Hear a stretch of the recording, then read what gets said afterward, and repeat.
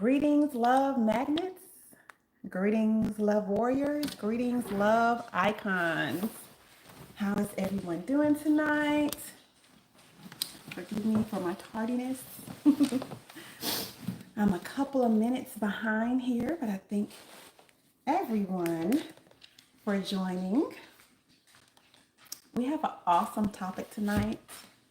The title of our conversation tonight is Attracted to or Triggered by. Is your trauma doing the choosing for you? So before we get into this juicy conversation, I do want to go ahead and introduce myself. For those who don't know, my name is Pangia Northstar. I am a sound healer. I am an energetic healer. I use Reiki, crystal sound bowls, tuning forks, as well as my voice to affect energetic healing for my clients, as well as I do some teaching. Greetings, Blue Lotus. Greetings, good evening. So, welcome to everybody. Thank you so much for joining. I'm so looking forward to getting into this topic. Attracted to or triggered by, is your trauma doing the choosing for you? So on my channel, I'm always talking about attracting love energy for the purposes of healing, for the purposes of self-acceptance, for the purposes of forgiveness, for the purposes of attracting abundance into your life, right? The idea is to raise your vibration to the frequency of love, to attract the life and the love that you truly desire, right? So I just want to thank you again for joining, and we're going to get into this topic. Very loaded topic tonight. We are always teaching about attracting love energy from the perspective of the laws of attraction. Okay, the laws of attraction. All right, so if you are familiar with the laws of attraction, then you understand that we are always attracting a matching frequency, right? We're always attracting frequencies that match our dominant frequencies, okay? And then, of course, it can also become very nuanced and detailed, right? When you become really specific about becoming aligned, right?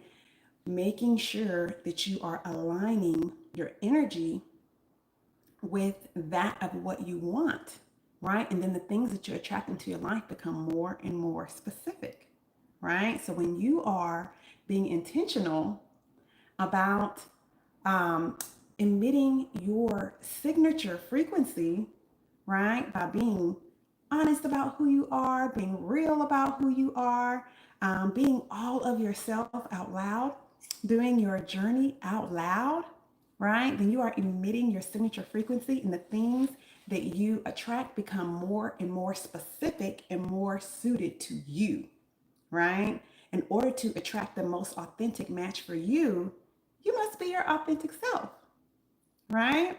So that is just a snippet and a tidbit of what we mean when we're talking about attracting love energy, right? And we are talking about love of all kinds, by the way.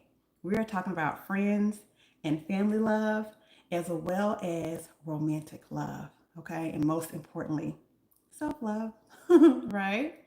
All righty, greetings to everyone in the room. Hello, Sarita. Hello, Bella. Greetings. So, you all, our topic tonight, attracted to or triggered by, is your trauma doing the choosing for you?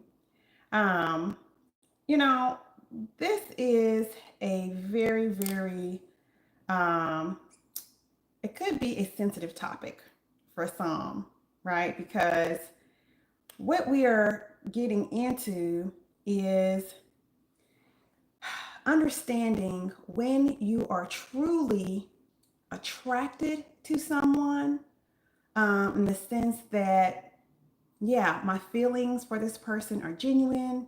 There is potential here for us to build something, to create something beautiful together. right? And of course, to a degree, that potential is always there, right? But the more you two, when we're talking right now in the terms of let's put it in the context of a romantic relationship. And I love to talk about it in the context of romantic relationships because from there it's easy to think about it. It's easier to think about it in terms of friend and family relationships because those relationships tend to be less complex, right? So when we are thinking of, um, when we were thinking of romantic relationships, how often is our trauma doing the choosing? And what do I mean by that? Unresolved trauma is something that is found in your energetic field, right? In our energetic field, what we're talking about in layman's terms, street terms, you hear people say aura, your aura. But aura is a real thing. Please don't take aura as a figure of speech, okay? There are, science has produced a meter that can actually measure your aura called a magnometer, okay? It's spelled like magnometer, okay? And even the name is very telling because the scientific term for your aura is biomagnetic field, okay? So this field of energy that is around every single person, right, is actually a magnetic field. Think about that. Your field of energy, which scientists call a biomagnetic field, is a field of energy. Another word is your energetic field, but it is biomagnetic, meaning it is drawing, it is attracting things to you, right? And the source of that magnetism is your spirit, your source, your emotions, okay? Your emotions vibrate frequencies, okay? And your emotions will emit a frequency that is attractive, right? It is magnetic, it attracts matching frequencies. So if you have unresolved trauma trapped in your energy field, unresolved trauma from issues from a last relationship, issues from your childhood, issues from dealing with your family. These things have an energetic resonance. There's a frequency that is left in your magnetic field. Yes, like an echo. Yes, I see the comments. Thank you so much. Vibrational energy, frequency, absolutely. Okay. And I see someone saying I just had to end a friendship with a narcissist or a psychopath. I'm sorry to hear that. That sounds like that would have been painful, right? You guys, when we are attracting people, what happens is that person, something about them feels familiar. Many times when you meet somebody that you like, whether it's a friend or a lover, a potential partner, there's something that feels so familiar about them. You're like, oh, it almost feels like we already know each other. We have so much in common. There's a certain level of comfort here. What is it that creates that level of comfort? It is the matching frequencies, okay? And if you talk to the person in depth enough or long enough, you'll discover what are these things that you guys have in common. And yes, it can be just as much as it can be unresolved trauma in your energy field that is attracting another person. Did you also know that your healing can also attract people that are healing in the same areas? That progress that you make with yourself, those spiritual activities that you do, those things you do, whether it's your prayer, your meditation, your yoga, your journaling, your spiritual baths, your candle magic, whatever the case may be, your ancestral veneration, all of those things also carry a signature frequency, right? And when you are doing the healing activities, you are actually breaking up, you're dissipating those dense areas of energy that hold that unhealed trauma, okay? Those dense areas of unresolved trauma are broken up by the energetic clearings that we do, okay? So when you're meditating over something,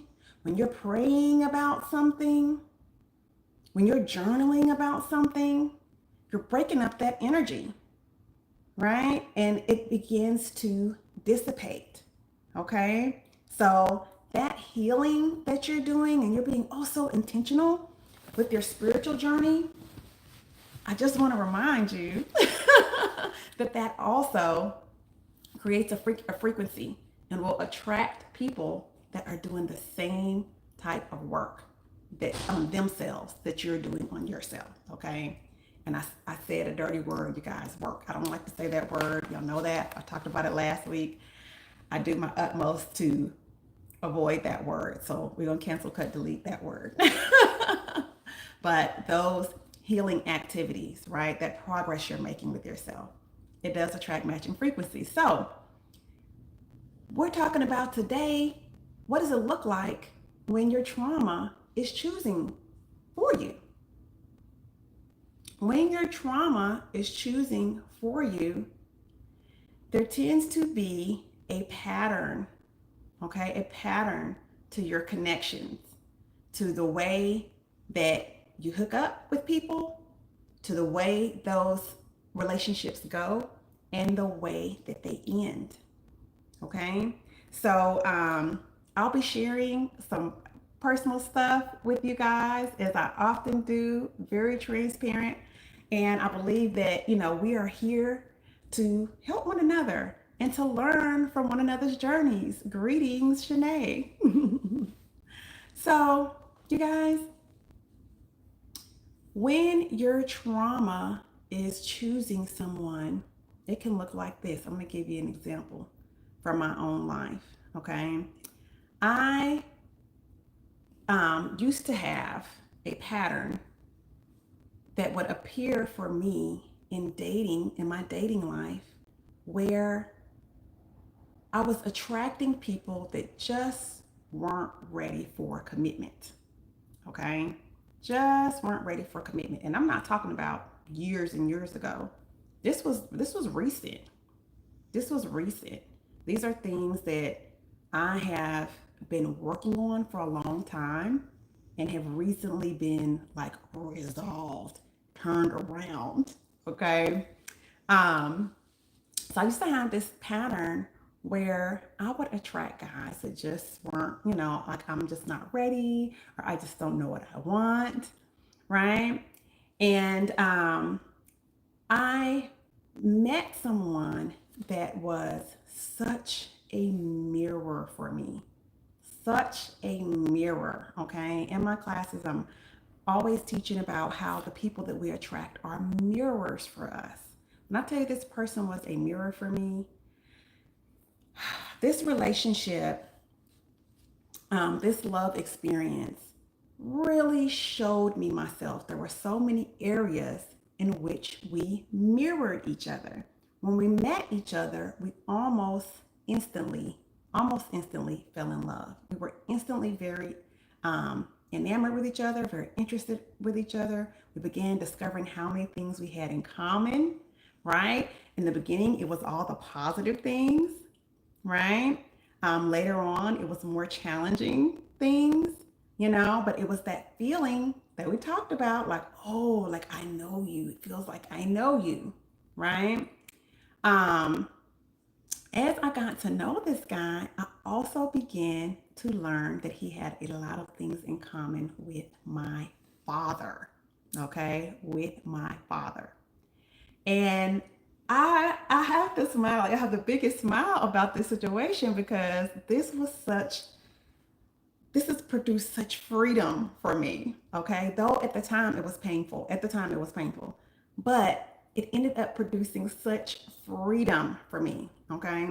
So I had a lot in common with the guy. The guy had like a lot of just strange things in common with my father, you know, just like weird stuff. I won't even go down the list, but just like a lot of things in common with my father where I began to feel like, oh, this is not a coincidence. So, at any rate, I even realized at one point that like, man, the way that this guy speaks to me, his tone of his voice, the way that he speaks to me in a very caring way is like my dad, right? I'm a daddy's girl. um, However, this guy also had this same pattern of, oh, maybe I'm not ready. I thought I was ready, but I'm not ready, right? And this was different. This was different because in the past it was just guys like I'm just not ready. People would just kind of tell you from the beginning like they're not sure what they want. But with this guy in the beginning, it was like, no, I'm gonna marry you. He was definitely like, I'm gonna marry you. We're getting married. Can we get married on this date? Well, as the more and more and more we started talk about it, and it was exciting at first, it made me realize that I was not ready, right? So it really made me face the fact that I was not ready for marriage, and I was not sure if traditional marriage, the type of marriage that we're talking about, is what I really want. Okay. But it forced me to see that about myself because the more and more he started talking about it, the more I start to feel like this caged bird type of feeling. And um, he starts to realize, we both start having this realization at the same time that we are just like both not ready for marriage. And because we were able to stay connected in love, even through that realization, through that turnaround, um, we also both realize that we do not want that same form of traditional marriage in general. Now, as things play out in the relationship, as the relationship continues and continues, I get all these opportunities. Source starts presenting all these opportunities for me to deal with unresolved things that happened in my relationship with my dad. Okay. Um, and even though me and my dad currently have a good relationship, we had a tumultuous relationship when I was growing up due to my parents' divorce. Right. When my parents divorced, no kid wants their parents to divorce, but my father remarried and lived in another country with my stepmom. So in my childlike mind, I felt like my dad was choosing her over me. Okay. If anybody can relate to this, give me a heart. Give me some hearts in the chat. Okay. It doesn't matter. This is what I want you guys to understand. When we're talking about energy, it doesn't matter whether it's true that in his mind he was choosing her over me. It matters that it felt that way to me, because what generates energy, what generates our vibrations? Emotions, right? Our emotions. Okay. Yes, thank you for that confirmation. The emotions are what matter, right? So in clearings that I had done with myself on this topic, I would be addressing the fact that that felt true to me. When I'm addressing my inner child, I address it as though it's a true fact, because to my inner child, that was a true fact. My inner child experienced abandonment. Though between adults, it was a totally different situation. Between my dad and my mom and my stepmom, they were beefing. It didn't have anything to do with me. But what my inner child experienced was abandonment. If that resonates with you, give me some hearts in the chat, okay? So all these different situations start coming about in this relationship for me to learn all these different things about myself, for me to resolve things that just had to do with me, things that had to do with my father and that broken relationship and that feeling of experience, um, that feeling of it, that experience of feeling abandoned, right? Of feeling rejected, you know, even though that wasn't my dad's intention at all, right? So now, you guys, I began to realize during the relationship that when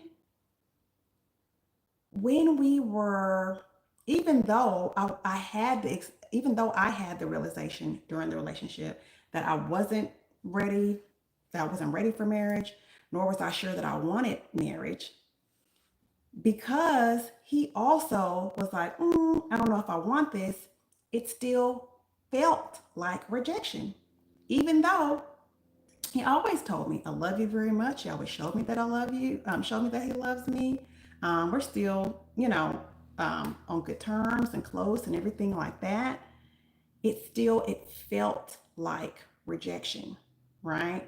And here's the difference, you guys, between being attracted to someone and being triggered, okay? Being hooked. I like to call it being hooked by somebody, okay? If someone does something um, that you perceive as being rejection, being abandonment, betrayal, or just not showing up for you and being present with you in the way that you deserve, in the way that you desire, in a way that honors the connection.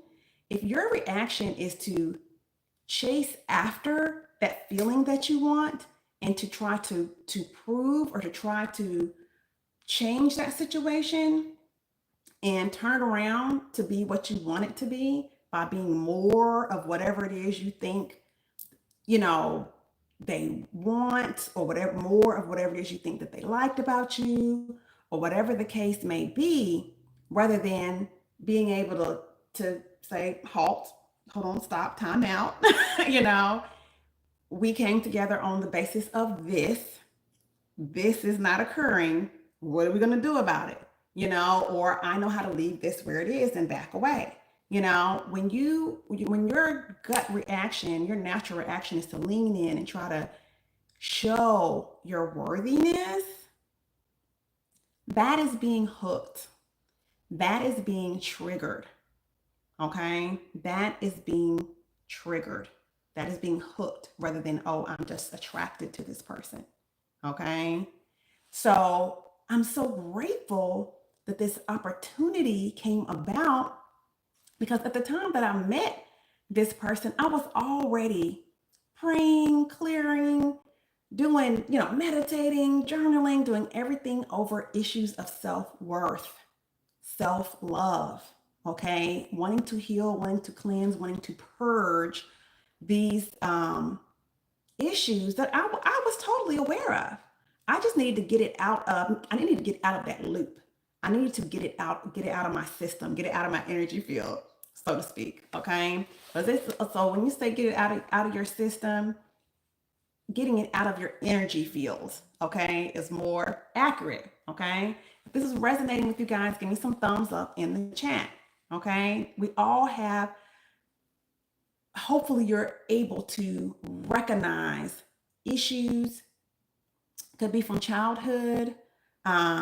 And if there's a pattern that you see in your adult relationships, go trace it back to your childhood. Ask yourself, what was the first time I felt this feeling? Okay. For example, if you always end up feeling abandoned, betrayed, or rejected in your relationships, if that is your lasting feeling that you're left with, and that's a common theme in your relationships, ask yourself, at what age, what is the earliest memory I have of feeling abandoned, rejected, or betrayed? Okay? You want to go back to that memory. What is the earliest situation that occurred in your life that made you feel that way? Okay? And you want to begin to work with that scenario to clear the negative energy. That's what you want to journal about. Okay, that's what you want to soothe yourself about. That's what you want to speak to your inner child about, and let your inner child know that I see you. You may have, I'm so sorry the adults abandoned you, or whoever abandoned you, your friends abandoned you, but I will never abandon you. Source will never abandon you. Your ancestors will never abandon you, right? You want to begin to work with that idea, massage that idea, soothe that idea, right? If this is making sense for you, give me some more thumbs up in the chat. So for me, this scenario that unfolded so beautifully in my life allowed me the opportunity to begin to heal that pattern. Okay, and by me figuring out that, man, this is not about me, you know, it's like I was able to see for myself the issues that this was giving me an opportunity to work out. And just saying, working out an issue can be simply getting to the point where you're able to say, you know what? No, this is not what I want. This is not what I agreed to. This is not what we talked about. This is not aligned with my highest desires. So I choose not to participate this way, right?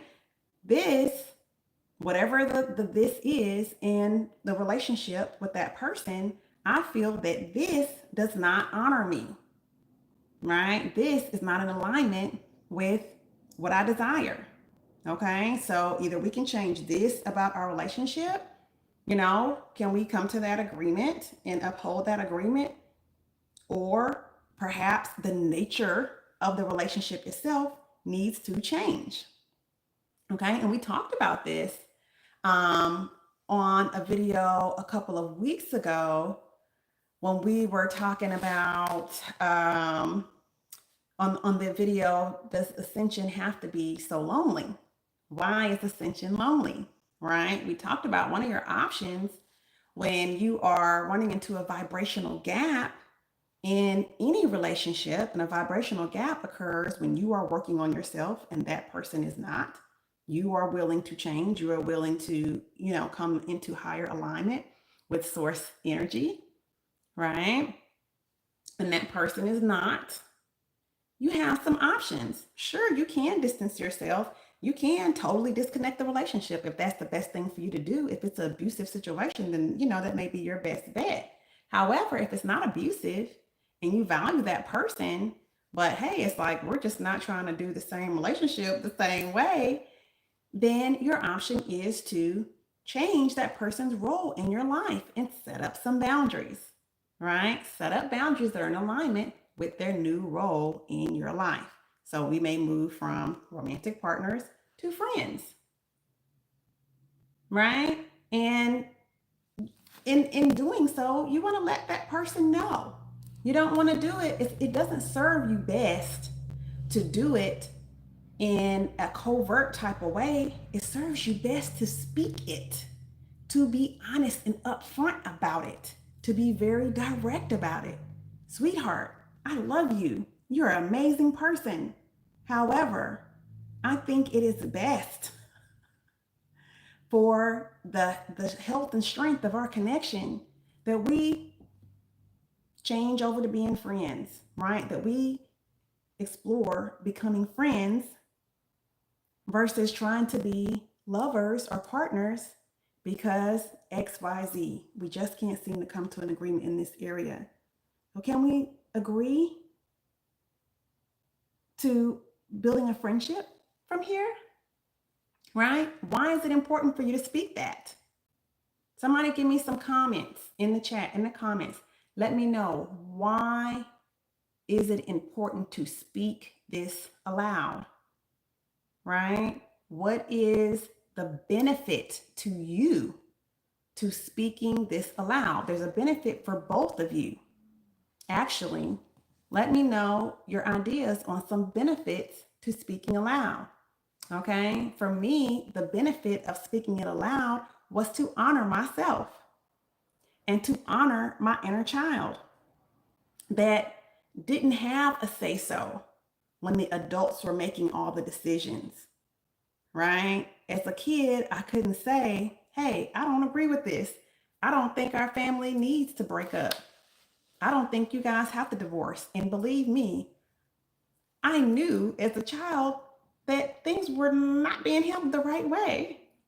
I knew that my parents were not handling each other in a loving way and that things could have been different, right? I saw the bigger picture, right? As a small child, I knew the adults in the situation weren't handling things the right way. But could I say that? No. My family believed in spankings, right? So, one benefit for me was honoring my inner child, the wisdom of my inner child, right? And honoring or re empowering my inner child who at the time couldn't speak up, you know, but now I can speak up and say, you know what? No, I have a choice in how things go now. And I choose not to be handled this way, not to be, there's so many different scenarios that it can be, but I don't. For me, it was that I did not feel that continuing to try to be romantic was going to serve my highest good because it was getting to a point where I could see that, hey, I'm following this path. I am choosing to heal these things that are producing patterns in my life. And I see that you're not ready to address these issues because I could also see those same patterns in his life. Because when I tell you we were mirroring each other in so many different ways, we were mirroring each other to the T. So I could see him choosing to, um, repeat certain patterns in his life that were not healthy for him. And it began to be that, okay, I can see that you're following patterns that I'm breaking. I'm being very intentional about breaking. So we are no longer a vibrational match in terms of a romantic partnership. So let's become friends. Okay. So other reasons it is beneficial is because this is part of clearing the throat chakra. Okay. Clearing the throat chakra. All right. So we're kind of delving into something we normally get to later in the hour, but your energetic blockages, right? What I was speaking about earlier with healing childhood trauma and speaking up and protecting that inner child that feels rejected and abandoned and betrayed. In my situation, that's what I was doing. That was a root chakra injury or root chakra blockage. But also, speaking it helps to clear the throat chakra. Okay? It's very important to speak things aloud to clear a blockage in your throat chakra. When you hold something in that needs to be said aloud, you're not letting go of it, right? So for instance, if someone is treating you poorly, if you just walk away and you don't say anything, if you don't say, hey, I'm going to move on, I'm going to, end friendship with you because XYZ, if you don't say that, that energy is still, that lump is still in your throat. That energy is still stuck here in your throat chakra. Okay? It's about expression, right? Expressing how you actually feel. So it's important to speak it, right? If this makes sense, give me some thumbs up in the chat, right? It's important to speak. Have you ever had something that you need to say and you feel like a tenseness in your throat, what we call a lump in your throat when there's something you need to say and you have not said it? When you do speak what needs to be spoken, how much freer do you feel? How much better do you feel? You literally feel lighter because you have released that energy, right?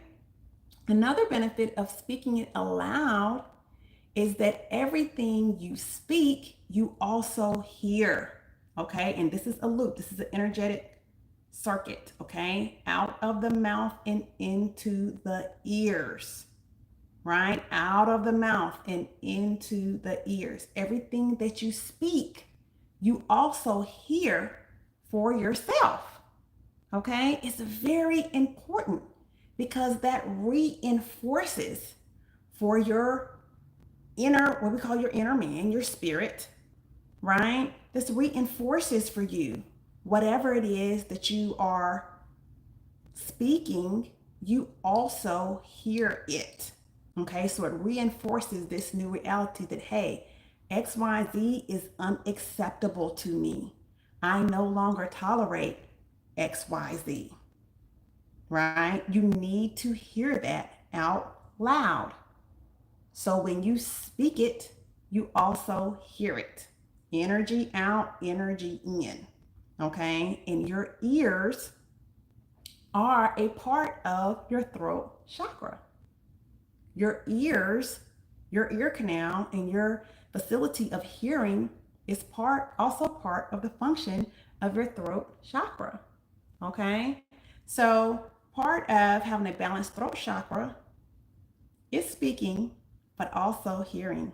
So this would be hearing yourself as well as hearing others, listening for the truth in what others say, listening and accepting the truth in what you say. And if you're struggling with something that you're not sure on the decision that you want to make, try getting alone and saying it out loud. Right? Like if you, for example, if you suspect that your partner is cheating, perhaps, right?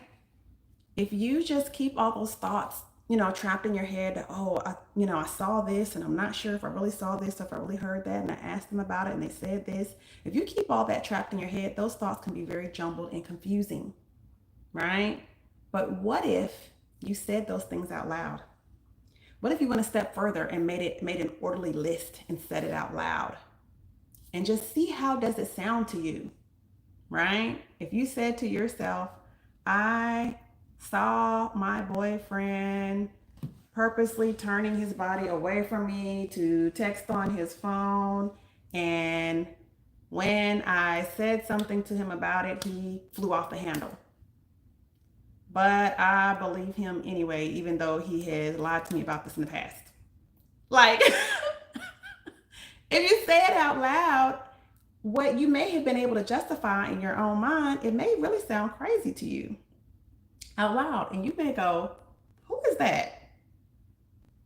Who is making that decision? What part of me is making that decision to go along with something that I know does not honor me?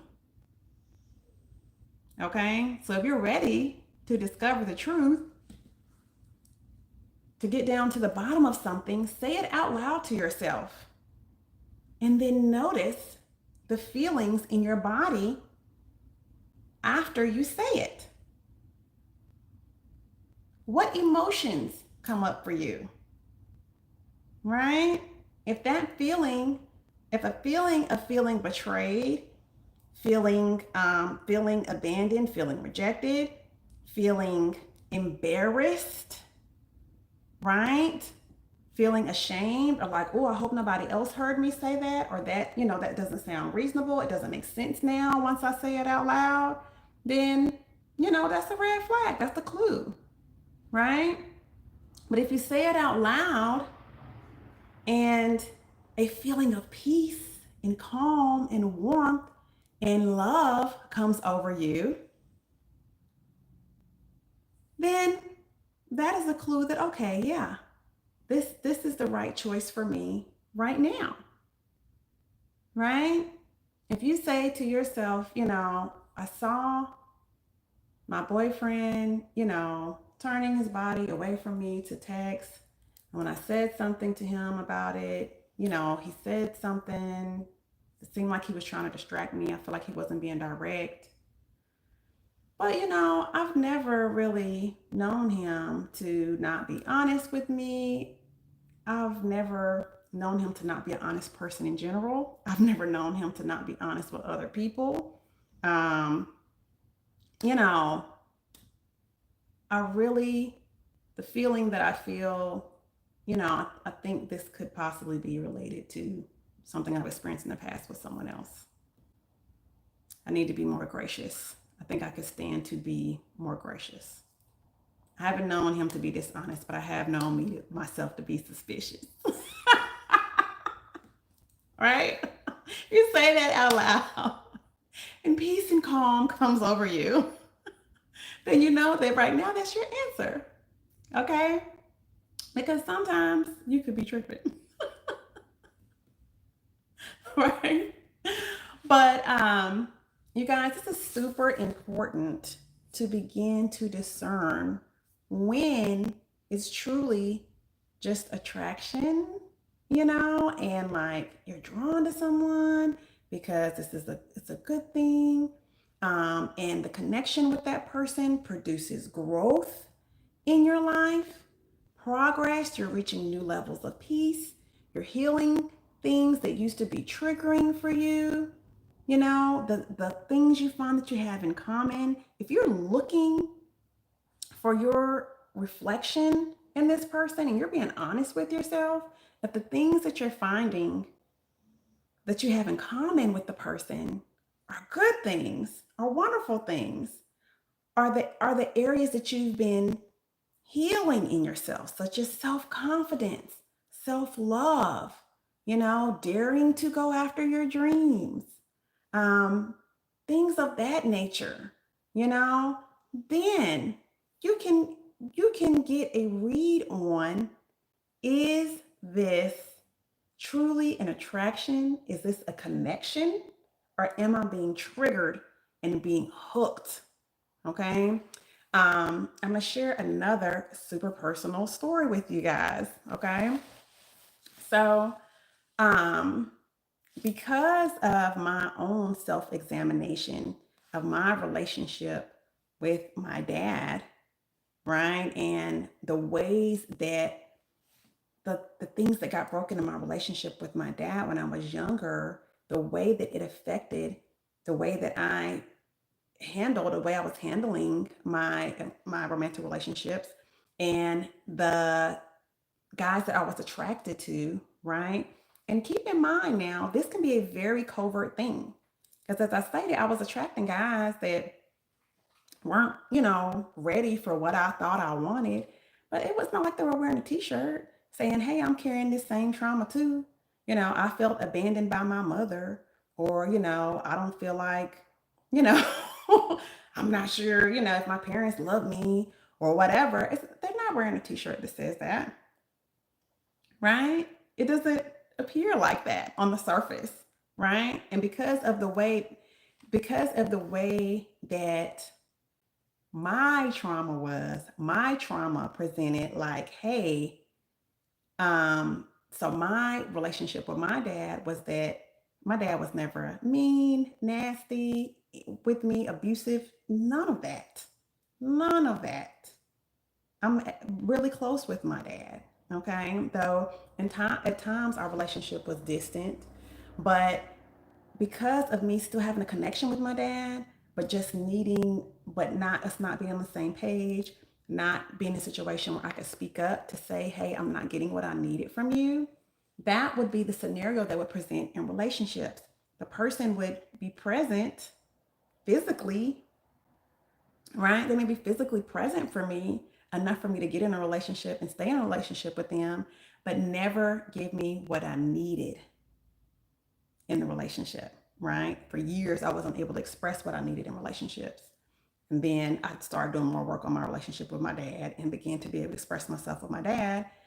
And I still didn't necessarily get what I needed, but I kept relating to my dad the same way. I never changed my behavior in my relationship with my dad, right? I didn't back then. I wasn't changing my relationship with my behavior in that relationship with my father. And at the time that I wasn't changing the relationship and my behavior in the relationship with my father, I wasn't changing my behavior in the relationships with men either. So I would have a man that was present and would make space for me to say, right, once I started speaking up, to say what I needed. But then would they follow through and make sure that my needs were met? Nope. And I would keep on staying in that relationship and keep giving and giving and giving in the relationship, even though I wasn't getting what I needed because I was mirroring what was happening with my father, right? So now, because I was able to recognize these patterns and got out of the loop, once I got out of that loop myself, where I finally told that guy, they were just like, ooh, I thought this was the love of my life. And I had to say, look, can't do this. Let's be friends. I then began to kind of look at my kids and how do they do relationship, right? And I had a very deep talk with my son, and I told him, I'm not going to say anything about what he, was experiencing in relationships because I haven't gotten his permission to do that. But I will tell my side of the story, which was that I told him, hey, I really want you to be mindful that you don't get hooked, you don't get triggered by being attracted to women who are not able to be fully present with you and who are not, um, you know, fully showing up and building connection with you, not able to deeply connect with you. Why did I say that? I said that because I became a mother very, very young. My son is my oldest child. I became a mother very, very young, right? And I was not married when I became a mother, when I became pregnant with my son, right? So there was a lot of stigma to that situation, right? And there was a lot of, you know, people, wanting to shame me about that. Now, I was not the type of person that was going to let you, if you said something, you weren't going to say it to my face. I feel like that. If you had an opinion, you weren't going to share that opinion to my face. I wasn't gonna allow anybody to try to down me or make me feel defeated. But deep in my heart, there was shame about it, right? There was a feeling of unworthiness, not being ready, fear, all of those things, right? And wondering, knowing that people were judging me because I was very young. I was a teenager, right? So knowing that people were judging me about that, overhearing things, picking up on how people treated me, right? And it did affect my ability to bond with my son. Now, from the outside looking in, this is very key. From the outside looking in, you would have never known that because I was there for my son. I always made sure my son had everything that he needed. I began working at a very young age and I was attentive with my son. And I later, when I did get married, I had my daughter, I was attentive with my children in ways that a lot of people who were, adults and married when they had kids, are not, right? I was very on top of it with my kids and I put my all into being a mother. But because of that underlying shame, the underlying sadness, the underlying trauma of becoming a mother at a very young age, there was something missing from my bond with him when he was younger. Okay. So I went to my son and I talked to him about this. I went to my son and I talked to him about this. And I said, listen, I want to make sure, I want to check in with you and make sure that you are not being triggered, that you are not being hooked by getting involved in relationships with women that do not truly care for you to the degree that matches the way that you care for them. Okay, that aren't really able to show up for you fully. And I told him, hey, one of the reasons um, I'm so intentional about how I connect with you now, even though you're an adult, is because I want you to know what it feels like for a woman to connect with you fully and show up with you fully, to show up for you fully, to believe in you fully, to recognize you as a spiritual being fully. right? And I made sure that I spoke it very plainly and validated for him that yes, if you felt somewhere deep in your soul that something was missing from our bond, that is valid, and I'm sorry that I wasn't able to show up for you then like I show up for you now, right? We had that conversation. Right? And my hopes in having that conversation with him was to prevent him or help him begin to look at and ask himself if he is developing certain patterns in relationships due to how our relationship was when he was growing up. Okay. If that resonates for you, give me some hearts in the chat. If that resonates for you, I want you all to really begin to think about what are your patterns in relationships. If you are not getting the results that you want in your romantic relationships, in your friendships, in your family relationships, I want you to begin to examine how you connect with people. How, and when I mean, I'm saying under what circumstances do you decide to connect with people? Do you decide to bring people closer into your inner circle? How do you interact with them after establishing this connection with them? And how do things end? Are there patterns there?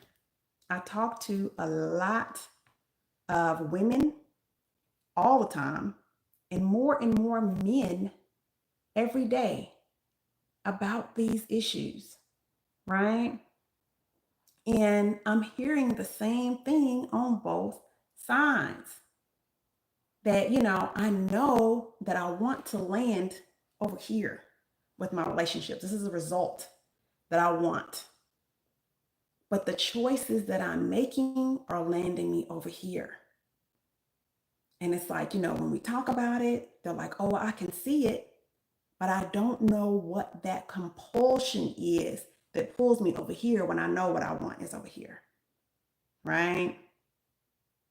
We'll sit down and talk about it.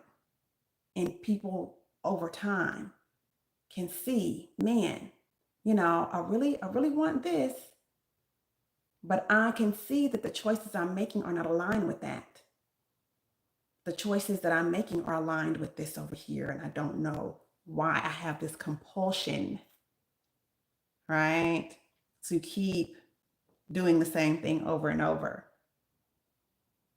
This is due to an energetic blockage, also known as unresolved trauma. Okay, so asking yourself tough questions, hey, what is my pattern in relationship? What is the overall feeling that I'm left with when I keep repeating this pattern? Is it abandonment? Is it betrayal? Is it rejection? Right? Is it, confusion? Is it that, I feel I'm expressing or showing people that I care for them or love them, but, they're not receiving the message? What is it? What is that overall feeling that I feel unseen? I went through a time of that, a feeling that, I really don't feel seen by the people that I'm trying to connect with or making connections with. I don't feel like they truly see me. I went through that, right? Whatever that feeling is that you're left with overall, I want you to ask yourself, what is your earliest memory of having that feeling? Okay, and it doesn't have to be the exact same scenario. I'm asking you about the emotion. Okay, if the emotion is that you feel invisible in your relationships and you seem to keep being drawn towards people that don't see you. They don't recognize your gifts. They don't recognize your talents. They don't make room for you to shine, or they, sabotage you or compete with you, for example, right? They don't acknowledge the areas in which you shine.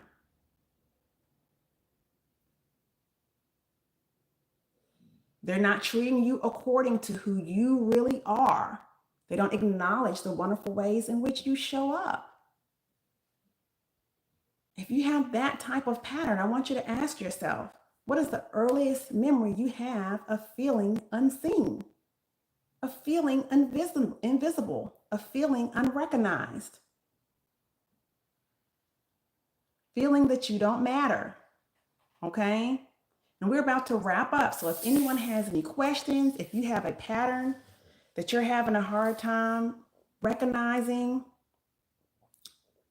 you can ask a question here. I'll be glad to answer if there's any way that I can help. Now is the time to ask questions. But I want you to ask yourself, when you identify that feeling, what is the earliest age in your life? What is the earliest incident you can remember of feeling that feeling? What was the first time you felt abandoned? What is the first time you felt rejected? What was the first time you felt unseen? Right? And that is the scenario in your life from your childhood that you need healing around. Okay?